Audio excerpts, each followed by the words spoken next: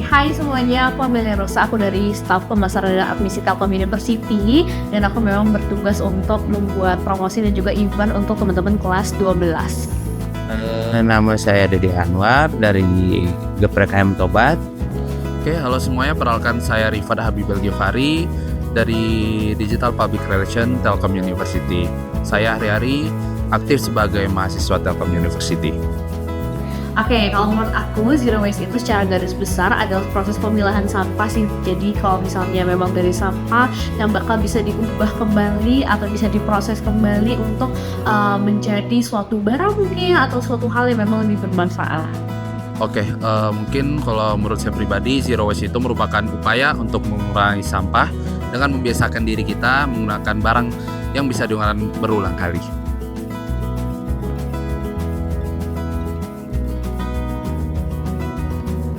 Oke, sebenarnya ini kebiasaan yang memang nggak cuma dari pihak staf aja, nggak cuma dari pihak tertentu aja, tapi dari semua bagian lapisan dari Telkom University itu, kita itu sudah membiasakan diri untuk memilah sampah, baik dari sampah organik, anorganik, dan juga sampah plastik, ataupun yang sampah yang memang tidak bisa diolah ataupun bisa diolah.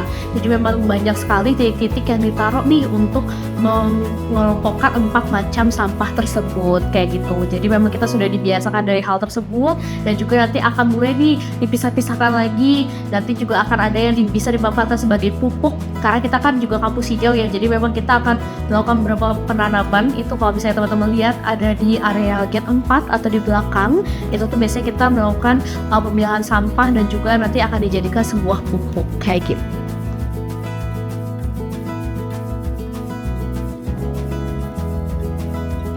Oke, ini sebenarnya salah satu bentuk promosi dan juga pemasaran yang kami perkenalkan ke setiap calon mahasiswa yang ada di seluruh Indonesia ya. Jadi kalau di Telkom itu kan kita ada yang namanya pembuatan suatu produk ataupun inovasi. Nah, jadi emang ada suatu alat yang memang bisa secara otomatis membuat pemilahan sampah. Jadi memang itu hasil dari penelitian dosen dengan beberapa mahasiswa pada saat itu. Dan itu juga selalu kita gaungkan dalam bentuk promosi dari Telkom University.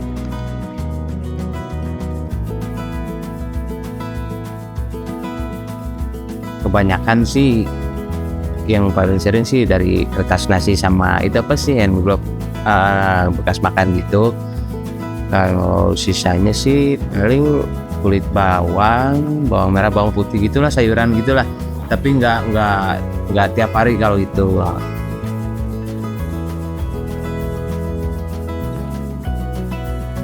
Kalau kantong kresek itu kan nggak terlalu juga, karena kita kan belanja bawa ini sendiri lah. Paling kayak kresek-kresek gitu mah kan kebetulan ada sampahnya juga. Kalau sampah hari-hari gitu paling dibakar juga, yang nggak terlalu bikin polusi mah kita bakar. Kadang kalau sampah kayak bekas nasi gitu kan dikasih ke ayam, itu nggak asal buang lah gitu. Soalnya ngerti juga lah kalau untuk sampah gitu lah, lebih teratur.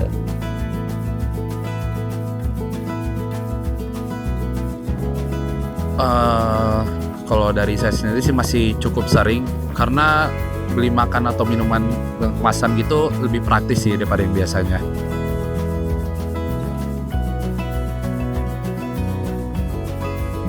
Sudah mulai diterapkan sih selama ini, terutama saya skripsi, kayak bawa tumbler terus bisa refill ulang air putih kayak gitu.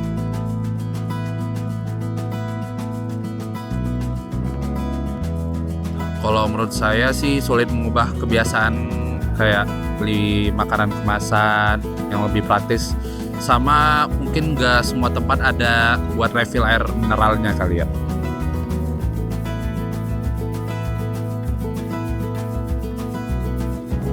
Oke, mengenai masalah sampah tuh ada banyak banget ya, tapi memang mungkin lebih ke kitanya sadar dulu aja untuk melakukan pemilahan sampah tersebut, karena memang ya untuk sampah tersebut kalau misalnya kita langsung berharap dari satu pihak kan nggak bisa, harus dari kesadaran kita dulu, perlahan-lahan mulai dibiasakan biar nanti bisa menyebar ke warga-warga lainnya, gitu aja sih. Banyak sih ya kayak sebelumnya ya, jadi istilahnya buat sampah yang apa sih yang bisa ada yang bisa diolah gitu.